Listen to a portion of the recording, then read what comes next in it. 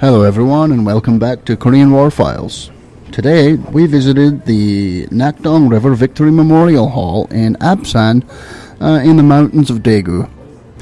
The Memorial Hall was opened on June 25th, 1979 and was built in memory of the victory on the Nakdong defense line. The Victory Memorial Hall is a fairly small museum. Consists of some vehicles outside and some recovered relics from the Apsan area on the inside. This is a Sherman M4A3E8 with a 76mm L55 M1A2 gun. The M4A3's uprated suspension, along with its experimental E8 designation, led to the nickname EZ8 for Sherman so equipped. The EZ8 was a common US tank in the Korean War. Despite no longer being the primary US tank, it fought alongside the M26 Pershing and the M46 Patton. Both the Sherman and the T-34 were comparable and could destroy each other when hit. However, the Sherman had better optics, which gave it a better chance of scoring a first-round hit. This is an M45 con-mount anti-aircraft battery. The M45 is essentially four M2 50 caliber Browning heavy barrel machine guns. This famous anti-aircraft gun was fast becoming useless against the high and fast-flying jets of the 1950s. However, it was used very effectively to mow down waves of charging Chinese and North Korean soldiers, to devastate dug-in positions, and to strafe enemy hillsides, mowing down trees, buildings, and anything else that its four 50 caliber Brownings were trained on. In one of the first battles of the Korean War, at Suwon in June 1950, an anti-aircraft artillery detachment armed with Quad 50s was airlifted from Japan and became the first US unit to mount an organized resistance to North Korea's invading forces.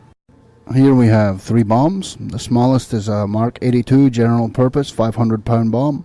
The middle is an M117 750-pound general purpose bomb, and the third is an M116A1 napalm bomb.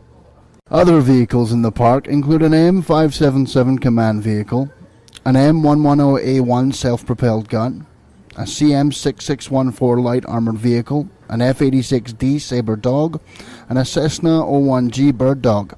However, all of these vehicles are post-war, and so we didn't include them. Also in the museum's exterior park is a statue commemorating the contribution made by Daegu's school children who volunteered to fight during the war. 200,000 students volunteered as soldiers, and 7,000 of them gave their lives to the cause. These students fought at several battles around the Nakdong perimeter, the most famous of which was the Pohang Girls Middle School on the 11th of August 1950, where a group of 71 under-trained and under-gunned middle and high school students defended a school, a strategic point for safeguarding the Nakdong River, from an attack by overwhelming North Korean forces for 11 hours at the cost of most of their lives. After the war, more than 100,000 of the volunteers chose to remain in the army and became regular army soldiers. Inside the memorial, you are taken on a journey from the beginning of the war until the aftermath through pictures, video, and an assortment of weapons and other artifacts left behind after the war. The museum is broken into two floors. The first floor is loaded with pictures and video depicting the fighting and hardships of the war. The second floor is dedicated more to the weapons of the era, but does include other exhibits of interest. Some of the more interesting aspects of the museum are the weapons themselves. Here you will see an old carbine, various handguns, different sized machine guns, as well as a landmine. Sadly, some of the weapons showcased were not used in the Korean War.